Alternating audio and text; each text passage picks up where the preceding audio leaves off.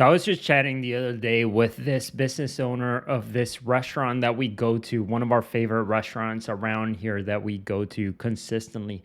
And first time we ever sat down and got to talking, this person is somebody who his business, his restaurant is amazing. They're so good.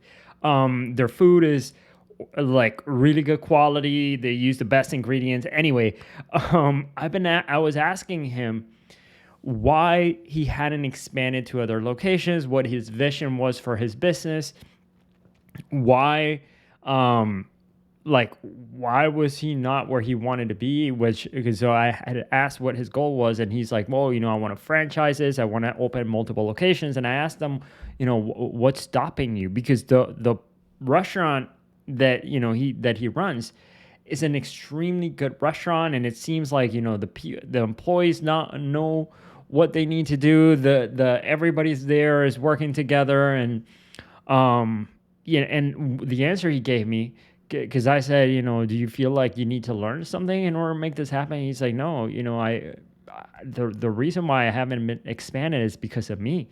And he's like, and we got to talking, and the thing that he said, business is a reflection of yourself. And I feel like I'm one that is still holding on to trying to figure out how to let go of control. It's okay. He's like, I'm okay if at our restaurant, if I'm gone and then for whatever reason the payment processor goes down and I lose $10,000 or something, he's like, I'm gonna be okay. But I struggle with like making sure that I put it's like the things that bother him the most is like, he wants to make sure that the food is in the right place, the fruits are in the right container, the everything the presentation looks good, like all the details about his business, which is what, to be fair, is what makes it great.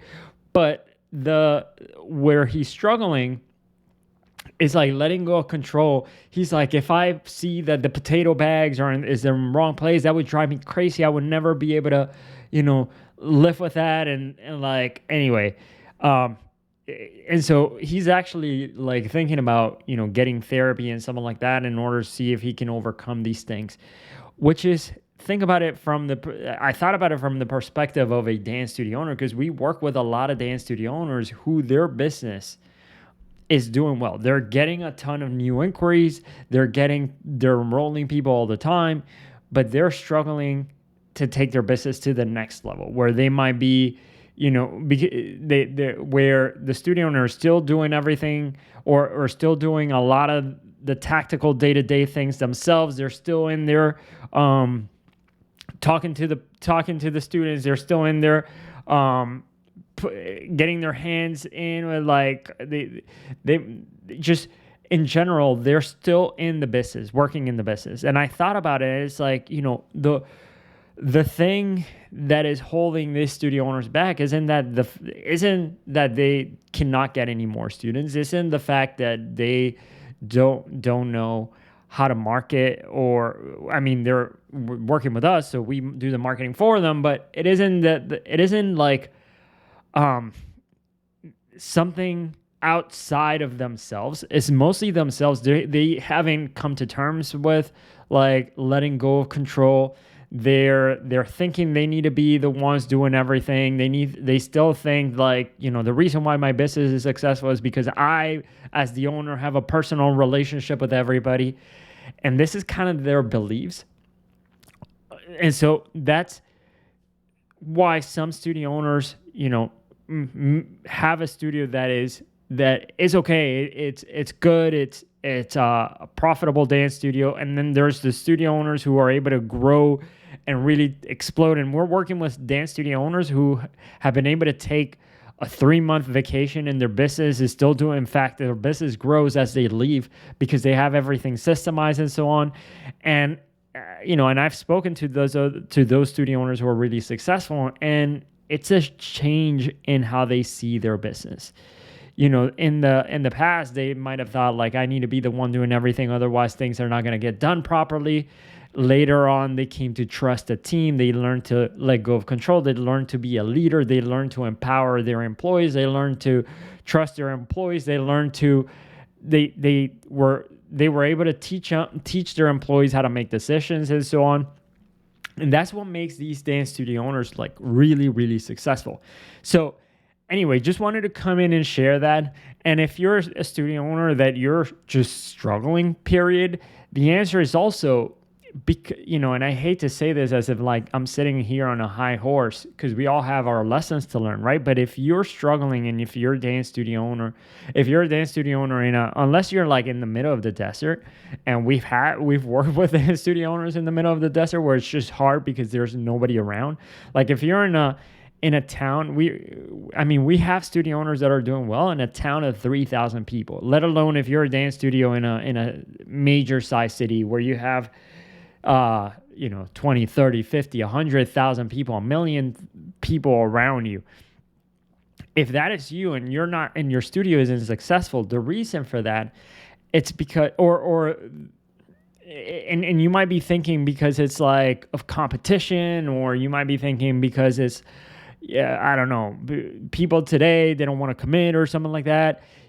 One of the things that I have noticed is like, it's all about the business owner, and this is one of those things where, because I get to see inside so many people's businesses and we get to help so many businesses out there, we see that really the difference between the people who are really successful and the ones that are not, and the ones that are struggling, or the ones that are making it big, it's not that they're in a better city, or that they don't have any competition, or that they got lucky. It's the business owner. And the business owner and their team. It's the fact that they were able to trust the team. They were able to put systems in place. They were able to sort of little by little step away from and treat their business as a business. And think about it from, like, if you are a dance studio owner and you choreograph, think about it from the choreography, from putting yourself in the director's seat, not in you're not the principal dancer. In fact, I was telling this to a dance studio owner, and she's like, yeah, I'm not just the principal dancer, I'm sitting in the director and the principal dancers. I'm also the backup dancers. I'm also the rhinestoner over there, putting the costumes together. And so, like, that's not how you get ahead. And I know it's tough because a lot of studio owners are struggling. So they're like, I don't know if I can afford to hire, but just like maybe just education. And what I would recommend here at this point, there's this book called Sell or Be Sold. Highly recommend you read that book. There's another one called 10X Rule, and there's another one called The E-Myth. Those three books, out of the top of my head, I would recommend you read all three: Sell or Be Sold, 10X Rule, and The E-Myth. Just to give you a heads up, 10X Rule and Sell or Be Sold are a little bit aggressive, but maybe that's what you need to shake you up and get you out of the thinking that you're having that's keeping you there.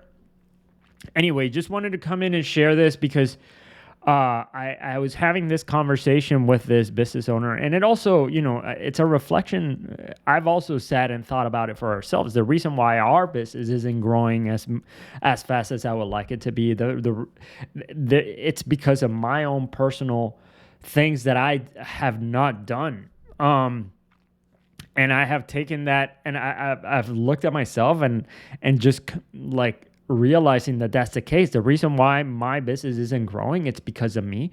It doesn't have to do anything with outside or anything like that. And so just wanted to come in here and share this lesson because I think it's an empowering one. The more you can take responsibility for your own success, and the more you can feel like, the reason why my studio isn't growing, the reason why my business isn't growing is because of me. It's going to allow you to then change and do something about it. Okay, then you're going to want to look for help. You're going to want to try different things out, because if it's up to you, then you could do something about it. Okay, so anyway, wanted to come in and share it. Hope this has been helpful. My name is Hervin. If you're looking for help with growing your dance studio, then check out this website, getmorestudents.com. The people who run it are very, very friendly. They are Happy to help you. um, so if you're interested in growing your dance studio, go over there, check it out. It's our company, and we would love to help you. This is what we've done with over 200 dance studio owners. We have a lot of people who are successful. You could check out our getmorestudents.com. You could check out our success stories over there. Yeah, and then you can book a call if you're interested. Hope this helps. I will see you all in the next video.